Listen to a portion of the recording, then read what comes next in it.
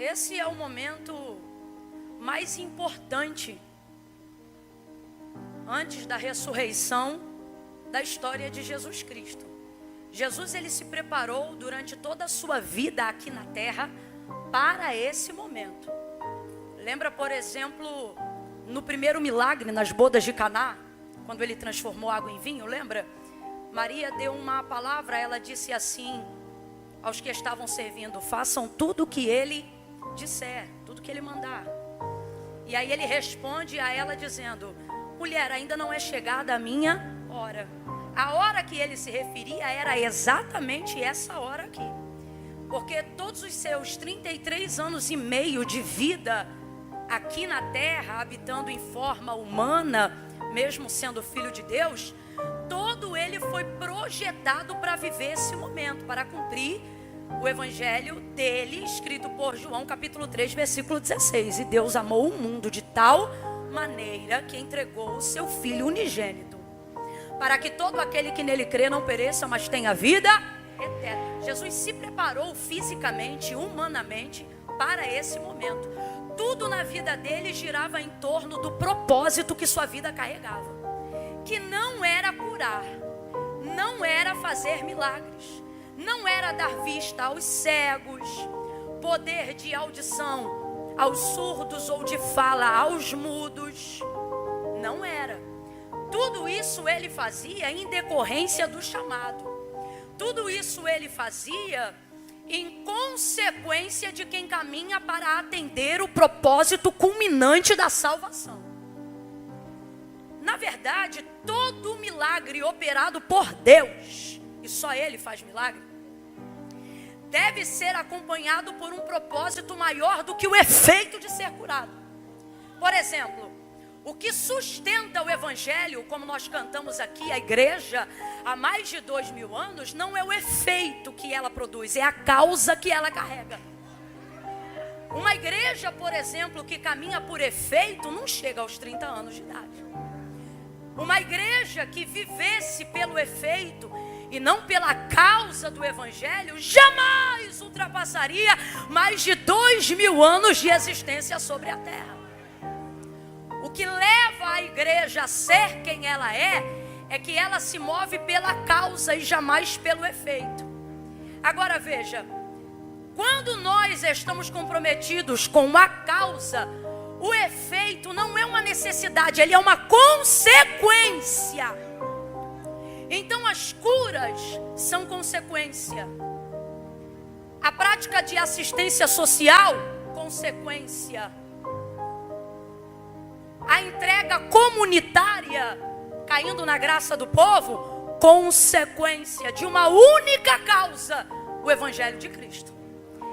Ele é o centro, Ele é o primeiro, Ele é o último, Ele é o mesmo ontem, hoje e eternamente. Ele é o alfa, Ele é o ômega. Oh, aleluia.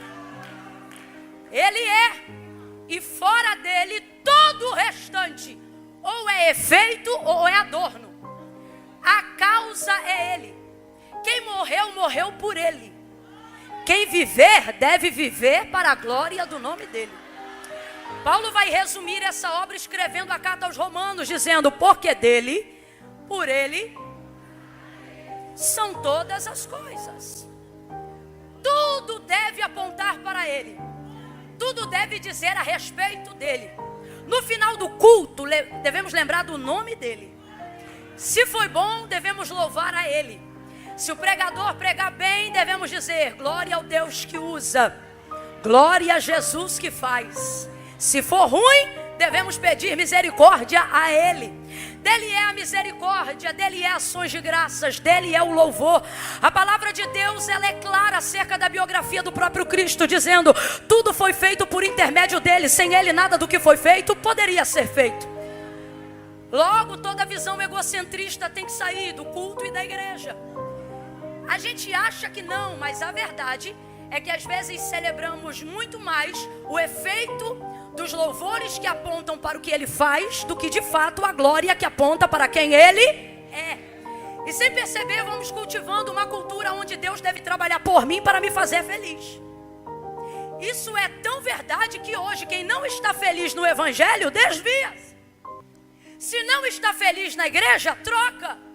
Se não se sente realizado no chamado, tente outra coisa. Verdade ou não? E na verdade, isso tudo faz parte de uma visão que se desvia dele. Quando um crente se desvia do chamado, do propósito, da igreja, seja o que for, ele só evidenciou um desvio de conduta que já estava sendo cultivado por uma adoração equivocada há muito tempo. Há muito tempo. Tudo que você tirar dele como centro vai criar problema para você. Não passamos a nos conhecer à medida que nos conhecemos. Vou repetir. Não passamos a nos conhecer à medida que nos conhecemos. Só passamos a nos conhecer à medida que o conhecemos. Portanto, conheçamos e prossigamos em conhecer. Quanto mais você conhece a Deus, mais você quer saber dele, mesmo sabendo que jamais terá visão plena de quem ele é. Jamais. Camila, nem se eu viver 1000 anos e estudar 1000 anos, nem se você viver 1000 anos e estudar 1000 anos. Como compreender um Deus que quando olha para o céu, diferente de qualquer outro, não faz assim, mas faz assim? Ele ajunta todas as águas e o profeta Isaías diz que elas somam apenas uma gota na palma de sua mão. A terra é o estrado dos seus pés. Quem entenderá o trovão do seu poder? Então, ainda que dedicássemos toda a vida para conhecer, isso só nos afomentará o desejo de conhecer mais. Então, na verdade, quanto mais você conhece Deus, melhor você conhece a si próprio. E Camila, como que isso acontece? À medida que eu vou conhecendo Deus. Então veja, volta para Paulo aos Romanos. Porque dele, por ele, para ele são todas as... Fala isso numa cultura ocidental como é a nossa hoje. Naquela ideia de que eu vou para o culto para receber. Isso não tem nada a ver com o culto que já foi instituído pelo próprio Deus a Moisés. Ele disse, Moisés, fala para o meu povo que quando eles vierem, não se apresentem diante de mim com as mãos. Tira da cabeça deles a ideia de que eles estão vindo me encontrar para eu dar. Coloca na cabeça deles a ideia de que o adorado sou eu. De que a majestade é minha. De que eles não venham para receber. Vamos falar a verdade, irmãos. E eu só estou tendo autoridade para falar o que eu estou falando aqui, porque essa também é a minha realidade. Fala a verdade, quantos de nós ao sair de casa e vir para o culto, a nossa palavra quando alguém pergunta, e aí, está indo para o culto para quê? A gente diz, vou lá receber uma bênção. A nossa visão ela é muito egocentrista, estou indo lá para receber, estou indo lá para Deus falar comigo. É sempre de lá para cá. E na verdade a ideia de culto não tem absolutamente nada a ver com o que eu recebo, mas tem a ver com o que eu vou entregar. E aí eu já não estou falando de ofertas, não precisa ficar preocupado, que tem gente que já está assustado. Eu estou falando sobre a sua devoção, sobre a sua entrega. Mas a falta de conhecimento da palavra e de como a única maneira de Deus ser conhecido é por intermédio da sua palavra. Vamos lá? A única maneira de Deus ser conhecido é por intermédio da sua? Não sou eu não, é a própria Bíblia que prova isso em João capítulo de número 15. Mas vamos lá, a única maneira de Deus ser conhecido é por intermédio da? Por intermédio da palavra. Por intermédio da palavra eu conheço. Quanto mais palavra, mais conhecimento. Quanto menos palavra, menos conhecimento de quem ele é, do que ele gosta, do que ele faz, de como ele deseja ser adorado. E aí a gente está desenvolvendo sem perceber uma cultura onde Deus tem que falar comigo, Deus tem que me entregar, eu estou vindo para receber, e etc, etc, etc. Isso tudo na verdade é fruto de quem já está se envolvendo pelo efeito e não pela causa. E evangelho nunca foi pílula da felicidade. Marcos capítulo 16, versículo 24 em diante. Disse Jesus, se alguém quiser vir após mim, o problema é que a gente confunde a espontaneidade do convite. Olha, se alguém quiser, gente, vamos falar a verdade, tem critério no se alguém quiser? Tem critério? Se alguém quiser, tem alguma regra? Se alguém quiser, Jesus disse claramente, se alguém quiser, significa que qualquer um que tiver disposição, vontade, que desejar, pode vir. Foi Ele mesmo, não foi a religião, não é o que você entende como igreja. Foi Ele mesmo que disse: quem comigo não ajunta, espalha. O que Ele está dizendo? Eu não mando embora ninguém. Agora o restante do versículo de Marcos deixa claro para a gente, porque aí ele diz assim: se alguém quiser vir após mim, só que aí agora os critérios começam a aparecer.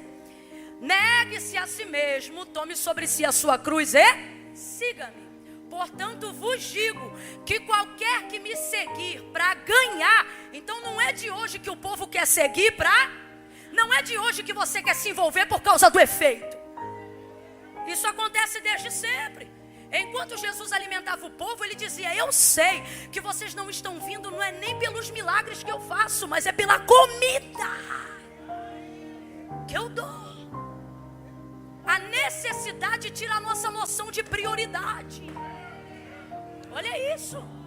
Aí ele vai dizer: se alguém quiser vir após mim, negue-se a si mesmo, tome sobre si a sua cruz e siga-me. Portanto vos digo que qualquer que me seguir para ganhar, perdeu. Olha que legal, vamos interpretar o texto. O que ele está dizendo é o seguinte: qualquer que vier pensando em ganhar, mesmo que chegue, é perdedor. Vou falar bem rasgado que é para todo mundo entender. Mesmo que tome a Santa Ceia, é perdedor. Mesmo que pertença ao rol de membros, é perdedor. Mesmo que tenha carteirinha de mais de 30 anos de membro, é perdedor. Se a motivação do coração é seguir para ganhar, mesmo que seja pregador, é perdedor. Mesmo que seja pastor, é perdedor. Mesmo que seja missionária, é perdedora. Mesmo que tenha dons, se a ideia for ganhar, perde, mesmo que chegue. Agora olha em contrapartida a isso que ele vai dizer: porém, se para chegar, se para me seguir, no caminho você tiver que perder, aí ele está dizendo: considere-se vencedor. Se alguém quiser vir após mim, negue-se a si mesmo, tome sobre si a sua cruz e siga-me. Portanto vos digo, qualquer que me seguir para ganhar, perde, mas todo aquele que perder para me seguir, ganha. Então olha o que ele está dizendo: tem gente que vai chegar e não vai ganhar. Tem outros que ainda não chegaram, mas só de estarem caminhando com a motivação certa. Eu vou falar bem rasgado para todo mundo entender. Você vem para cá, ainda não casou, mas a motivação está certa. Vou consertar minha vida, vou casar. Jesus está dizendo para mim e para você: se na caminhada tiver que renunciar alguma coisa que te impede de chegar, e se a disposição do seu coração é: vou renunciar, considere-se um vencedor. A chegada não é um lugar. A chegada é o lugar que Ele tem em meu coração. Aonde Ele estiver, ali eu cheguei. Agora olha que coisa interessante. Jesus nunca disse: eu sou a chegada. Ele dizia o quê? Eu sou Tudo que você vive, tudo que você vê, tudo que você tem, precisa estar na caminhada. Não é quando eu fizer, não é quando eu chegar, é decidir no coração e caminhar para executar o que o coração já decidiu para a glória de Deus. Então tudo aponta para Ele, deve ser por causa dEle. Falando isso, você precisa entender. Eu já vou entrar aqui, mas você precisa entender isso aqui.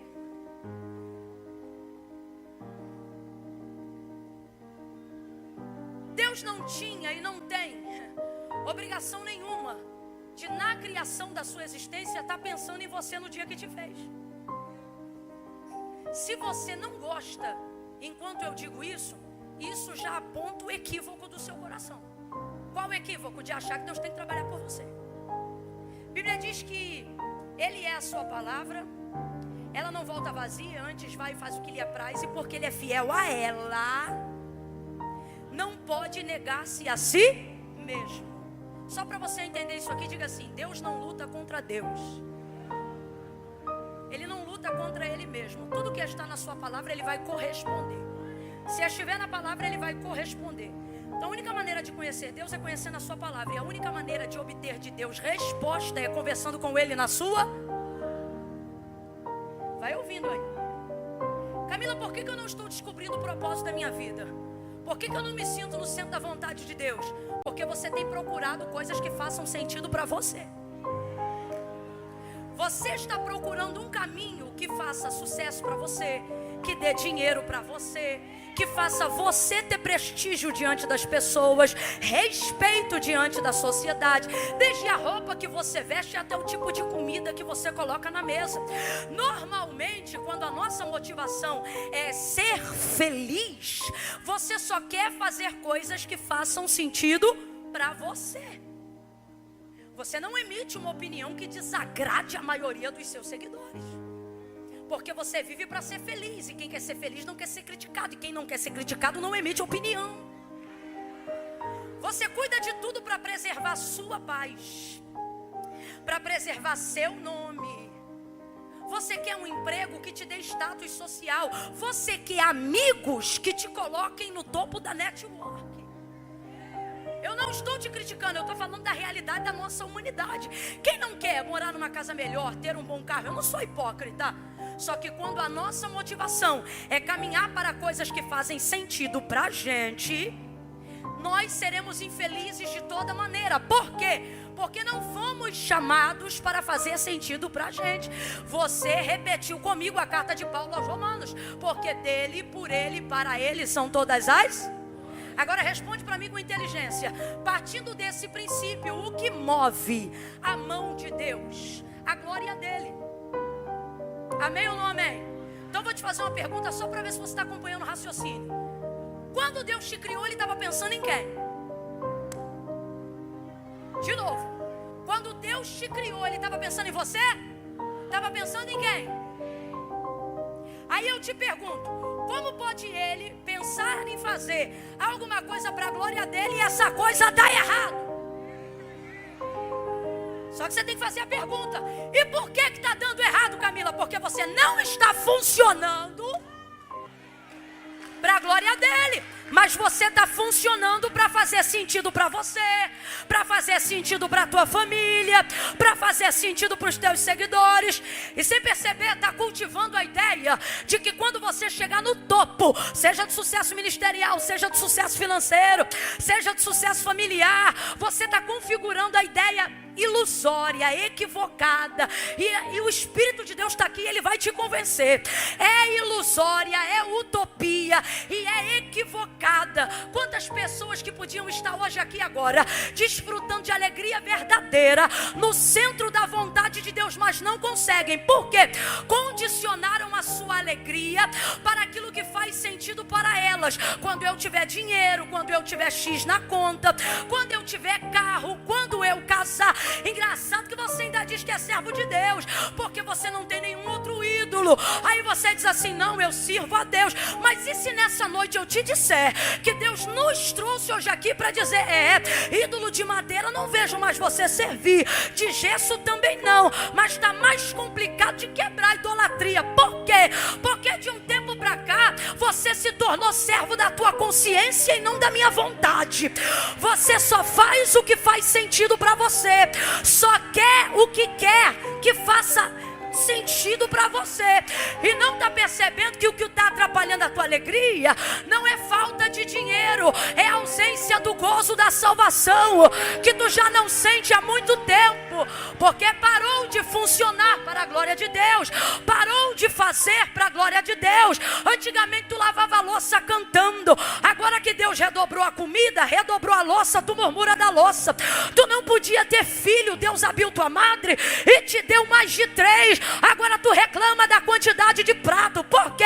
Porque tu deixou de funcionar para a glória dele e começou a cultivar a ideia de que quando tiver isso, quando conquistar aquilo, quando for assim, quando for assado, você vai ser feliz. E gente, vamos falar abertamente, eu ainda nem estou entrando totalmente no espiritual não, vamos falar abertamente. A verdade é que se dinheiro fosse a resposta categórica da felicidade, os mais providos e abastecidos dele não davam cabo da própria vida.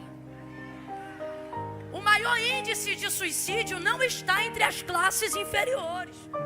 o mais alto índice de suicídio está entre os mais abastados de recursos financeiros. Quer saber por quê? Porque você cultiva a ideia ilusória de quando eu tiver, quando eu conseguir, quando eu entrar, quando eu conquistar. E aí sabe o que o dinheiro faz? Ele a tudo responde. Quando você conquista, quando você tem, quando você entra e o vazio continua. Quando você conquista, quando você tem, quando você entra e a depressão continua. Quando você conquista, quando você entra, quando você tem e o desespero continua, a falta de propósito continua. Aí você tem certeza que não era nada que te faltava de fora que te preenchia dentro, mas era tudo que tu carregava dentro que te dava valor ao que você tinha fora. Pegue alguém que tem alegria do salvo, pegue um crente que conheça o que a palavra de Deus diz sobre ele. Se tem picanha maturada, ele dá glória, e se for sardinha frita, ele dá aleluia. É ele que dá valor ao que ele tem, não são as coisas que ditam o valor dele. E qual é a única forma, Camila, disso se tornar uma realidade na minha vida? Fazendo o que disse Paulo: quer comais, quer bebais, quer façais qualquer coisa. Vai botar uma roupa, pergunta para o Espírito Santo: tu te agrada dessa roupa? Vai fazer uma comida, chama ele para a mesa e diz: Espírito Santo, fica conosco aqui na mesa com essa comida. Vai usar um carro velho, Espírito Santo, é velhinho, mas é meu. Abençoa a gasolina, não deixa dar pane não. Chama ele para tudo. Anda cantando, levanta adorando, lava a louça intercedendo, penteia o cabelo dos filhos abençoando, manda para a escola intercedendo. Um crente que sabe o que Deus deseja funciona para a glória de Deus. Eu já levantei quantas vezes de cinema porque eu falei: isso não é para a glória de Deus não. Levantei na hora e saí. Quantas vezes a gente está com o controle na mão vendo um filme que parece legal, daqui a pouco o Espírito Santo faz a pergunta para a gente: vai continuar vendo? Pode ver, só que eu vou sair. Aí a gente diz: não sai não, fica. Aí a gente muda o canal da televisão. O Senhor está dizendo para quem está hoje aqui: quando tu funciona para mim, tu é feliz independente do que tu tenha. Quando tu entende o propósito que tua vida carrega, você não espera ter para ser, porque você sabe quem você é independente do que tem. É no ônibus, ela está glorificando, é lavando a louça, ela está bendizendo, é lavando a roupa, ela sente a presença de Deus. Tem mulheres aqui que tem revelação a nível Brasil, enquanto estão passando pano na casa. Quando você está fazendo para a glória de Deus, Deus se relaciona, Deus fala, Deus se move, Deus vem. Como conhecer a vontade de Deus? Davi disse: como pode um jovem aprender em que caminho ele deve andar? Observando conforme a sua lâmpada para os meus pés e luz para o meu caminho é a tua. Pedro vem de uma noite frustrada. Lucas capítulo 5, fracassada. Jesus disse para ele: voltai ao mar alto, lançai as vossas redes para pescar. Havendo trabalhado toda a noite, nada apanhamos, mas sobre a tua lançaremos a rede. Aí você está aqui hoje fazendo uma lista para Deus: preciso de plano de saúde, preciso de um carro, preciso de uma porta de emprego. Aí você vai precisar dessa lista mesmo para poder dar baixa em cada coisa. Mas se tu saísse de casa hoje e dissesse assim: Deus, hoje eu estou igual o centurião, basta apenas uma